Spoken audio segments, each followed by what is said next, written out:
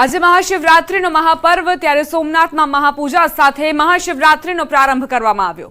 વહેલી સવારે 4 વાગે મંદિરના દ્વાર ખુલતા ભાવિકો ઉમટી પડ્યા હતા। મોટી સંખ્યામાં ભક્તો દર્શનાર્થે પહોંચતા હમીરજી સર્કલથી સોમનાથ મંદિર સુધી ભાવિકોની કતાર લાગી। હર હર મહાદેવના નાદથી સોમનાથ મંદિર પરિસર ગૂંજી ઉઠ્યું। ભક્તોએ સોમનાથ મહાદેવની આરતીનો લહાવો લીધો। મંદિરને ફૂલોથી શણગારવામાં આવ્યું। મંદિરને જોઈ ભક્તો મંત્રમુગ્ધ થયા।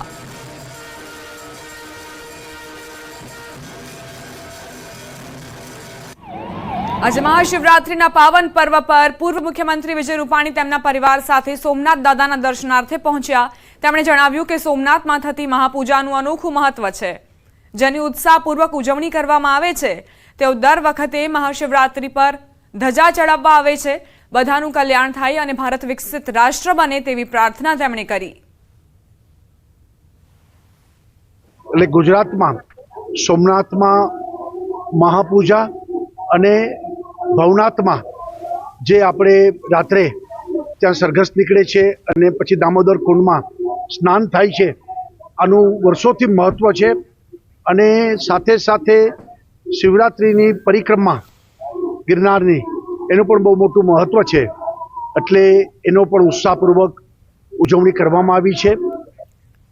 હવે આગળ વાત નગર દેવીની નગર યાત્રા વિશે।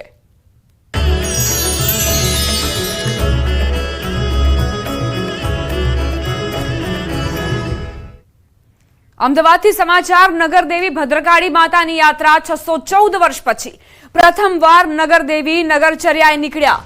વાહનો અને હાથમાં ધજા સાથે ભક્તો જોડાયા છે। મેયર પ્રતિભા જૈને રથનું પ્રસ્થાન કરાવ્યું। રથમાં ભદ્રકાળી માતાજીની પાદુકા મૂકવામાં આવી। મોટી સંખ્યામાં માઈ ભક્તો ઉમટ્યા છે। 6.25 કિલોમીટર લાંબી આ નગર યાત્રાનું આયોજન કરાયું છે। નગર યાત્રા જગન્નાથ મંદિર ખાતે પહોંચી છે। 6.25 કિલોમીટરની આ નગર યાત્રા, જેમાં મોટી સંખ્યામાં શ્રદ્ધાળુઓની હાજરી છે। નગરદેવી જ્યારે પોતે દર્શન આપવા માટે નગરચર્યાએ નીકળે તો એ અવસર અમદાવાદીઓ કઈ રીતે ચૂકી શકે। મોટા પ્રમાણમાં અહીં અમદાવાદીઓ પહોંચ્યા છે અને ધન્યતાની અનુભૂતિ કરી રહ્યા છે। મહાશિવરાત્રીનો પર્વ છે અને એ દિવસે દેવી માં ભદ્રકાળી સ્વયં નગરચર્યાએ નીકળ્યા છે અને દર્શન આપી રહ્યા છે ભક્તોને। તમામ જે શ્રદ્ધાળુઓ છે તેમની વ્યવસ્થા માટે એમ્બ્યુલન્સ પણ અહીં હાજર છે। પોલીસનો કાફલો પણ તૈનાત છે। કોઈ અસુવિધા ન સર્જાય તે માટે આ વ્યવસ્થાઓ કરવામાં આવી છે। હાથમાં ધ્વજ લઈને આ ભક્તો પોતાની ભક્તિ દર્શાવી રહ્યા છે। લીન તલ્લીન જોવા મળી રહ્યા છે માં ભદ્રકાળીના સાનિધ્યમાં। 6.25 કિલોમીટરની આ લાંબી નગર યાત્રા, જેમાં નગરદેવી ભદ્રકાળી માતા દર્શન આપવા માટે, નગરજનોને દર્શન આપવા માટે નીકળ્યા છે। 614 વર્ષ પછી આ દિવ્ય ભવ્ય આયોજન કરાયું છે। સંવાદદાતા વિભુ લાઈવ જોડાઈ ગયા છે, તેમની પાસેથી વધુ જાણકારી લઈશું। વિભુ, શ્રદ્ધાળુઓ શું લાગણીઓ વ્યક્ત કરી રહ્યા છે આ ભવ્ય દિવ્ય આયોજનમાં? અત્યારે આપણે આ દ્રશ્યો જોઈ રહ્યા છું કે જે જગન્નાથ મંદિરે નગર યાત્રા છે તે પહોંચી છે। માં ભદ્રકાળીના આ શહેર ઉપર આશીર્વાદ રહ્યા છે અને તેના કારણે જ આ શહેર દિવસો દિવસ પ્રગતિ છે તે કરી રહ્યું છે। 614 વર્ષ બાદ નગર દેવીની નગર યાત્રા છે તે નીકળી રહી છે। અત્યારે જગન્નાથ મંદિર છે પહોંચી છે અને અત્યારે ભક્તોની પણ ભારે ભીડ છે। આપ જોઈ રહ્યા છો કે કેટલા મોટી સંખ્યામાં લોકો છે તે જોડાયા છે, કારણ કે વર્ષો બાદ આજે પહેલી વખત એવું બન્યું છે કે નગર દેવી છે તે નગર યાત્રાએ ખુદ ભક્તોને દર્શન દેવા માટે નીકળ્યા છે। અત્યારે પાદુકા છે તે રથમાં બિરાજમાન છે અને પાદુકાની છે અહીં પૂજા વિધિ કરવામાં આવી છે। રથમાં આરતી કરવામાં આવી છે।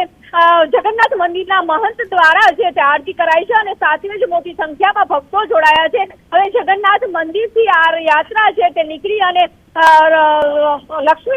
મહાલક્ષ્મી મંદિર તરફ છે તે જશે અને ત્યાં પણ મહાઆરતી છે તે કરવામાં આવશે। ત્યારબાદ સાબરમતી કિનારે જશે, ત્યાં સાબરમતી રિવરફ્રન્ટ ઘાટ ઉપર આરતી કરવામાં આવશે અને ત્યારબાદ જે વસંત ચોક છે, બહુચરાજી મંદિર છે, ત્યાં પણ આરતી વિશેષ કરવામાં આવશે અને ત્યારબાદ નિજ મંદિર છે તે નગર યાત્રા છે તે પહોંચશે। પરંતુ માં ભદ્રકાળીના આશીર્વાદ લેવા પણ મોટી સંખ્યામાં અહીં ભક્તો ઉમટી પડ્યા છે। આભાર વિભુ જાણકારી આપવા માટે। તો અમદાવાદમાં આ નગર યાત્રાનું આયોજન કરવામાં આવ્યું છે, જ્યાં માં ભદ્રકાળી નગરચર્યાએ નીકળ્યા છે। શિવશક્તિની આરાધનાનો આજે પર્વ અને એ દિવસે માં ભદ્રકાળી નગરચર્યાએ નીકળ્યા છે।